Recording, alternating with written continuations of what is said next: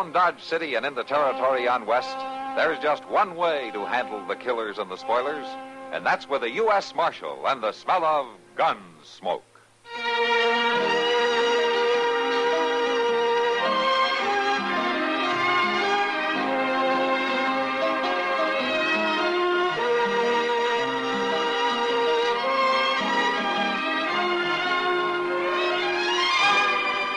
Gunsmoke, starring William Conrad. The story of the violence that moved west with young America. And the story of a man who moved with it. I'm that man. Matt Dillon, United States Marshal. The first man they look for and the last they want to meet.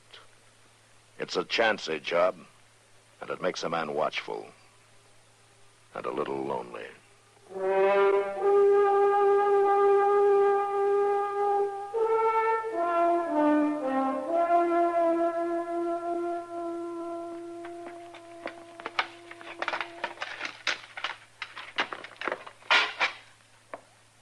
The last stick of wood. Ben? Ben? Quit hollering, Ma. I hear you. Well, if I'm going to keep this stove going, I'll need some more wood. There's some in the wood box. No, you didn't fetch any today. Now go on out the woodshed and bring me some. Ma, I was just fixing to leave for town. Ben Redgate, you fill my wood box. And there'll be no going to town tonight. Ma, you can't keep me here like a tethered calf. Why, you're living in my house. You'll do as I say. I'm a man grown, Ma. Pa says I can... Pa says you want to go to town so you can be like your pa? Oh, now, Ma. Ben, it's going to town that's turned him the way he is. He's still my pa. Well, you're not going to town. That's the end of it. One man in this family hanging around saloons is enough. Where's the horses? I thought I told you to get the horses, Ben. Ma says I can't go. Oh, and I say you can. Go on now, get the horses. The boy isn't going, Horatio. No. Don't stand in the way, Livvie. He's big enough to go to town with his pa. Ain't you, Ben? I sure am, Pa. He's not to go. You're not to take him in there and start him on the road you took. Well, now. Ben don't think it's such a bad road, I'll wager. Sure not. All them sights I never seen. Time you saw him, boy. I mean what I say, Horatio. Ben is not to go. I can't stop you from going. It's too late for you anyhow. The whiskey hasn't been off your breath for 5 years or more. That's no concern of yours. It's my concern that I had to keep this place going so my boy and I'd have a roof over our heads. Oh, ain't you had it hard, though. I've done what had to be done.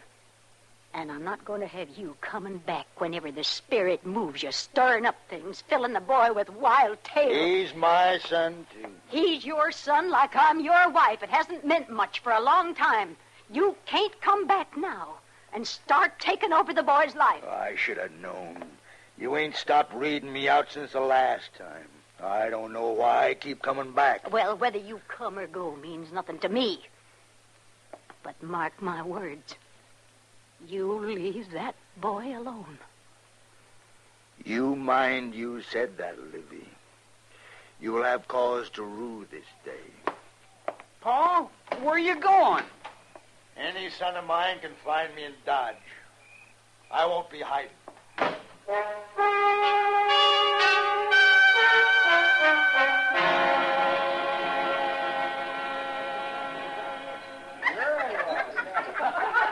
Sure don't favor his daddy standing there, do he?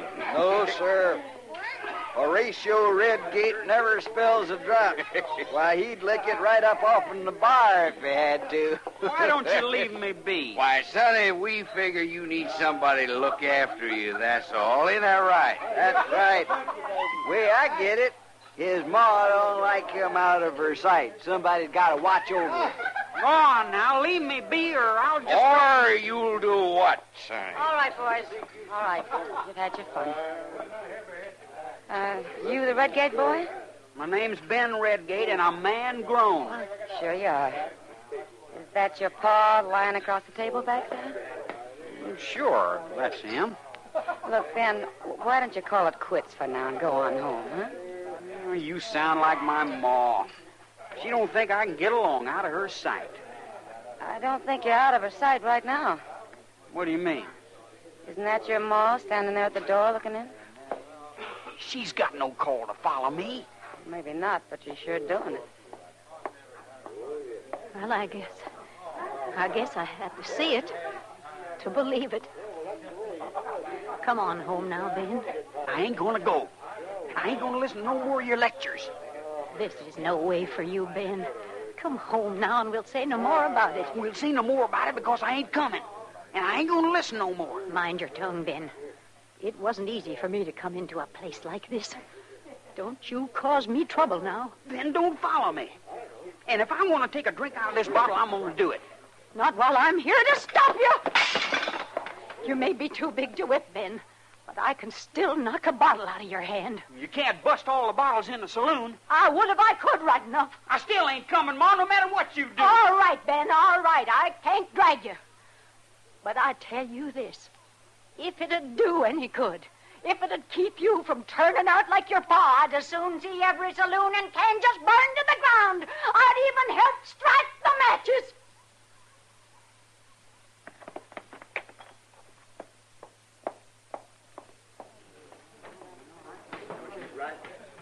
Your ma sure speaks her mind, boy. She said some mean things there. Mighty mean.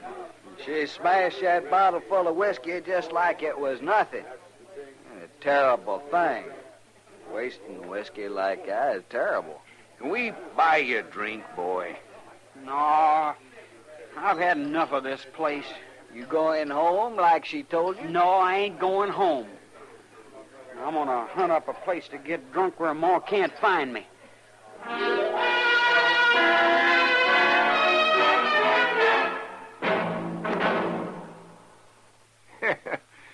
The shoveling started at the little town of Rome in New York State back in 1817. And on July 4th, 1967, the post office released a special sesquicentennial stamp there in honor of the big ditch they dug, which, it says on the stamp in my album here, was the Erie Canal. Now, in case you don't know, that canal went all the way from Buffalo on Lake Erie to the Hudson River, connecting the Great Lakes with the Atlantic Ocean. The biggest waterway ever built in the United States at the time, and it was done mostly by the Irish just over from the old country, who did their digging with spit and muscle. Yep. Made lots of money for years on tolls. And the traffic and freight and people through the canal was mainly responsible for building up the Midwest and keeping business in the East busy doing it. Well, of course, the Erie Canal ain't what she used to be, because the railroads do most of the job now.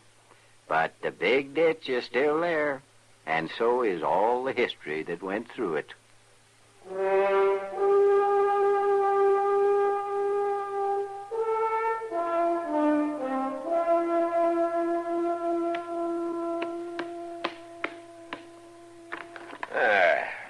Now, what's your excuse this time, Chester?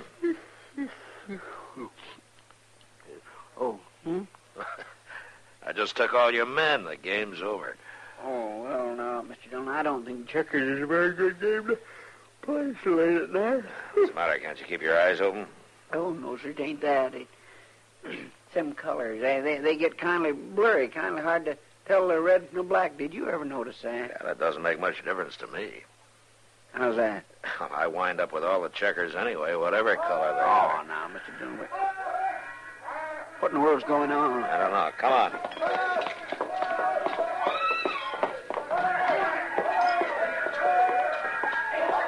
Look, down at the end of the street there, see? Yeah. I don't think they're going to put that one out either. Oh, them flames sure got a hold, all right. That's the new saloon, the Prairie Wagon. Now there's no hope for that place. It'll be enough of a job to keep the fire from spreading. I'll go help with the buckets, Mr. Dillon. I'll go around back, see which way it is spreading. Yes, sir.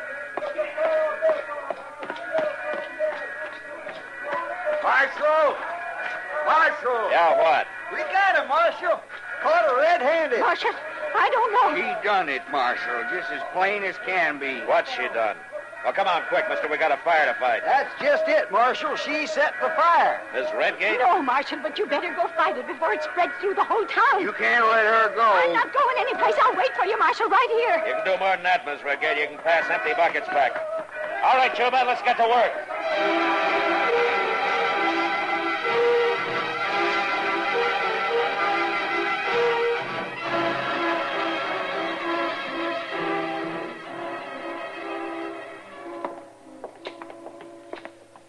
We was sure lucky there wasn't no wind. Yeah, you sit here, Miss Redgate. Well, thanks to her, the whole town didn't burn up. You men got facts to back you up on Why, this? sure. Marshal, everybody heard her say she'd like to set a match to every saloon in Kansas. Ain't that right, Jazz? It sure is. She said it right there in the Long Branch just tonight. And there she was, out back, watching the prairie wagon burn. I wasn't watching, Marshal. Did you say those things, Miss Redgate? I said I'd like to see them burn, Marshal, and I'm not sorry this one did either, but I didn't burn it. You gotta lock her up, Marshal. I'll take care of her. Go on, lock her up. She done it plain as day. I said I'd take care of her. Now, you men get out. I'll send for you tomorrow if I need you. But, Marshal, I said get out.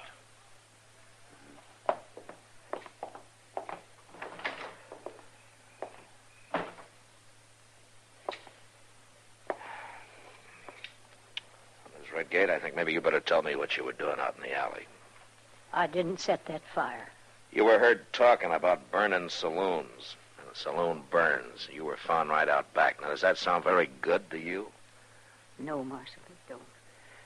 And I'm going to have to hold you till this thing gets straightened out. Mr. Dillon. Oh, excuse me. That's all right, Chester. Well, Mr. Dillon, there's a fellow out here says he's got to see you right now. I'll bring him in. Well, yes, sir, but I just thought maybe it might be better for you to come out and see him for just a minute, if it's all Oh, same. all right, Chester. You stay here with Miss Redgate. Yes, sir.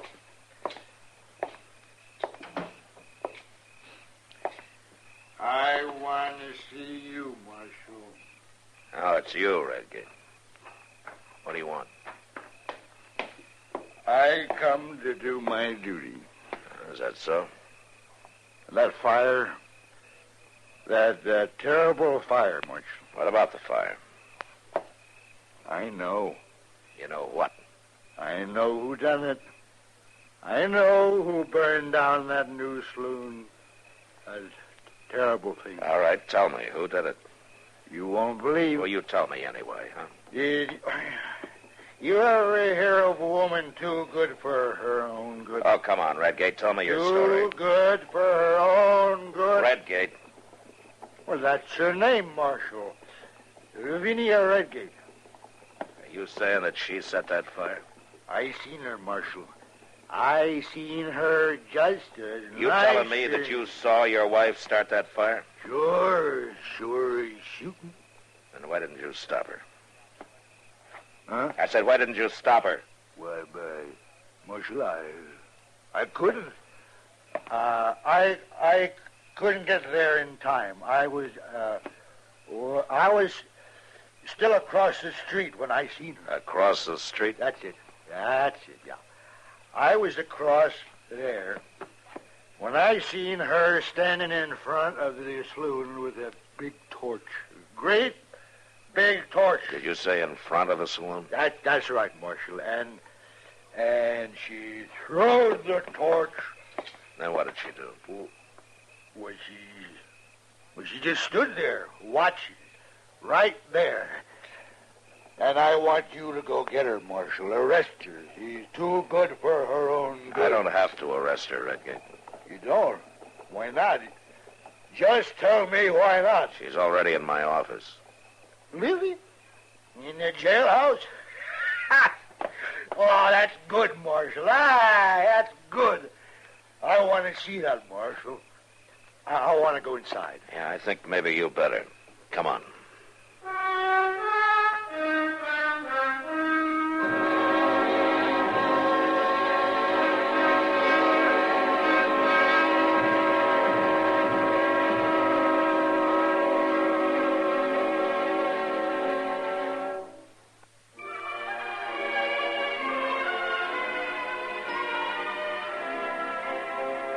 Hometowns in America have a lot in common, yet they're each one of a kind.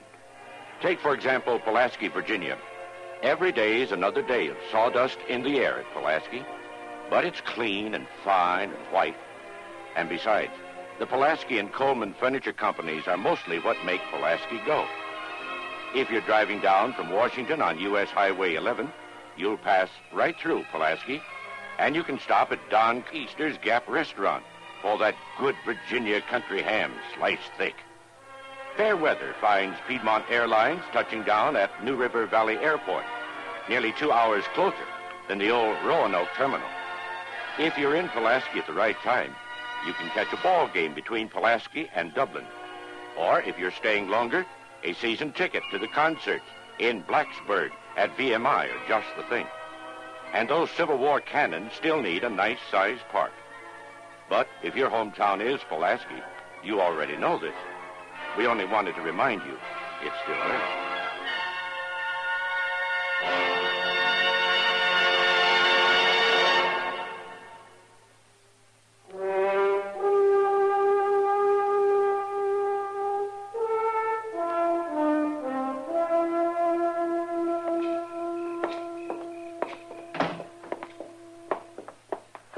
What? She ain't locked up at all, Marshal. She's just sitting there. Horatio, where's Ben? Go on now, Marshal. Lock her up. Lock her up, Oh, Marshal. sit down, Redgate. Sit down. I just wanted to see her locked up. I don't think that's going to be necessary. Why not, Marshal? She done it. She said she was going to. I seen her. I'm not so sure about that. Ah, anybody'll tell you she said that she'd as soon see all the saloons burn. She'll tell you herself, won't you, Livvie? What have you done with Ben? You're in a fix for sure, ain't you, Livvie? Your boy's run off, ain't he? Because you didn't want him to see his paw. Send him home, Horatio. Give him a chance to grow up decent. You've been out looking for him, ain't you, Livvie? You couldn't sit there at home and wait for him, could you? Yes, I've been looking. Is that what you were doing in the alley, Miss Redgate?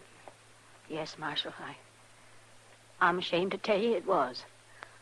I was feared someone would tell him if they saw me out front, so I was going along the back way. I got my hindsight now. I can see it was wrong. Yeah, hear that, Marshal? Vinnie Redgate admits she was wrong. Lock her up, Marshal. Lock her up. Let her sit there a spell and repent. You got it backwards, Redgate. What's that? You're the one who's going to sit there and repent. What? Your wife never was out on Front Street. 2 witnesses saw her around back. Your story doesn't make any sense at all. Marshal, I swear... Don't bother. You sure wanted to get at her, didn't you? Oh, now, wait a minute. I'd watch what I was saying if I were you. Matt? Say, Matt. Yeah, Doc, what is it? Oh. Well, I'll come back later. No, it's all right. It's all right. What's on your mind? It'd be better if I came back. Just speak up, Doc. Well, Matt, it's about that fire. Somebody hurt? Somebody's dead. Well, who was it? Well, Matt? Doc, it's Ben, isn't it? Yes, Mrs. Redgate. It's Ben. I had a feeling about tonight. I had a feeling. That's why I kept going after him, looking for him. You saying that my boy was in that saloon? Yes, Rachel. He must have been asleep back at the bar. I'm sorry. I'm real sorry. Oh. Ben dead? Why, I didn't mean nothing like this. I didn't mean to hurt nobody. Just to get Livvie in a fix for a day or two. You set the fire, didn't you? Yes, Marshal. I said it. But I didn't mean to burn my boy. Chester, take him back and lock him up. Yes, sir.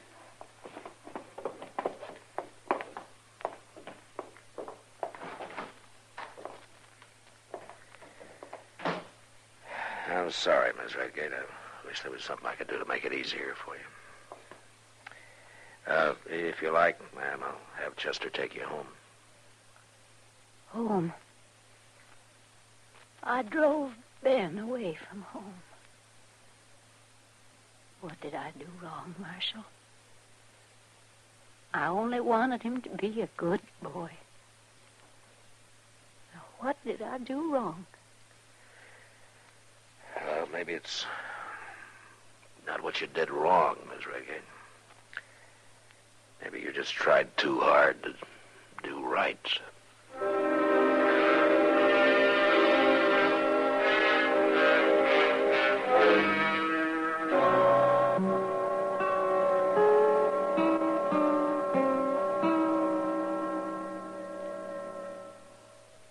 When it comes to political terminology, I guess that old character Elijah Cuddlestone has used it all. For instance, and I say that all of them, every man Jack and nominated to run against me is cast in the same mold, poured out of the same bottle, chips off of the same political stump. There's no choice among them, that is. Fact is, I say that it's a fact that you'll see them ring in a dark horse candidate, a dark horse, that is, because they can't make up their minds otherwise, is what I mean. Well, dark horse, in the political sense in which Elijah used it, means pretty much as he explained it. An unexpected nominee brought in to break a deadlocked balloting for a candidate from among the leading nominees. Presidents Polk, Pierce, Garfield, and Harding were dark horses.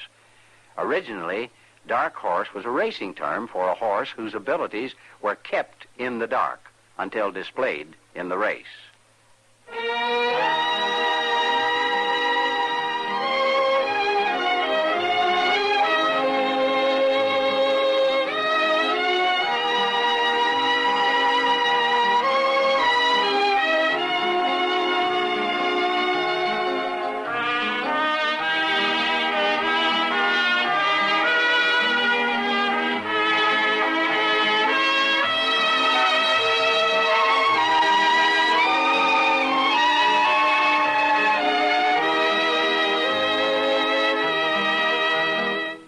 Gunsmoke, produced and directed by Norman MacDonald, stars William Conrad as Matt Dillon, U.S. Marshal. Featured in the cast were Parley Bear as Chester, Howard McNear as Doc, and Georgia Ellis as Kitty. George Walsh speaking. Join us again next week for another specially transcribed story on Gunsmoke. This is the United States Armed Forces Radio and Television Service.